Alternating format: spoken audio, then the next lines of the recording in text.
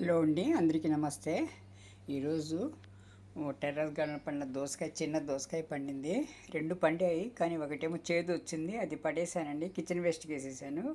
ఇది ఉల్లిపాయలు, ఎల్లుల్లిపాయలు, కొద్దిగా దోసకాయ చిన్నది, వంకాయ ఒకటండి వేసి, ఎండుమిరపకాయలు, పండిన మిరపకాయలు అనమాట, వేసి మొన్న అన్నీ వేయించుకుంటానండి. ఇది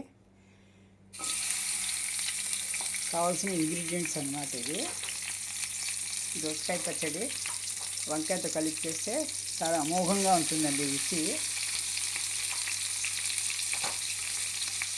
పెళ్ళిలో బంతి భోజనాల్లో తప్పకుండా పెడతారు. ఇది ఆంధ్ర సైడు. దీనికి జీలకర్ర చిన్న క్వాంటిటీ తక్కువ కాబట్టి తక్కువనే వేస్తున్నాను. కొద్దిగా మెంతులు చిన్న అండి. తర్వాత వంకాయలు అన్నీ వేసుకొని కొద్దిగా పచ్చివాసన పోయే వరకు వేయించుకోవాలండి.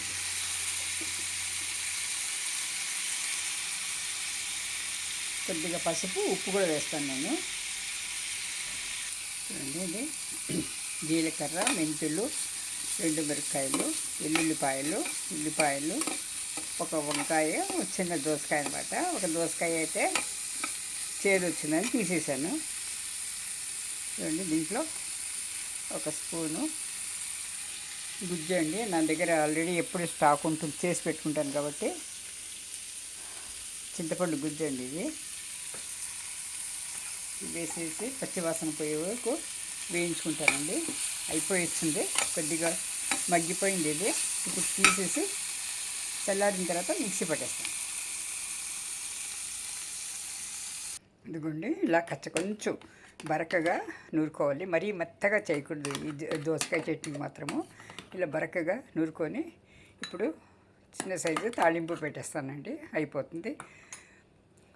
ఎంతో టేస్టీకరమైన ఆంధ్రాలో పెళ్లి భోజనంలో తప్పక ఉండే ఈ దోసకాయ వంకాయ పచ్చడి అండి.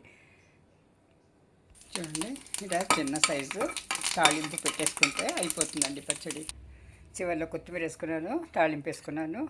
ఎంతో రుచికరమైన ఆంధ్ర దోసకాయ వంకాయ పచ్చడి అనమాట. థ్యాంక్ యూ ఫర్ వాచింగ్ అండి. ఛానల్ లైక్ చేయండి, సబ్స్క్రైబ్ చేసుకోండి, షేర్ చేయండి, కామెంట్ చేయండి. Thank you.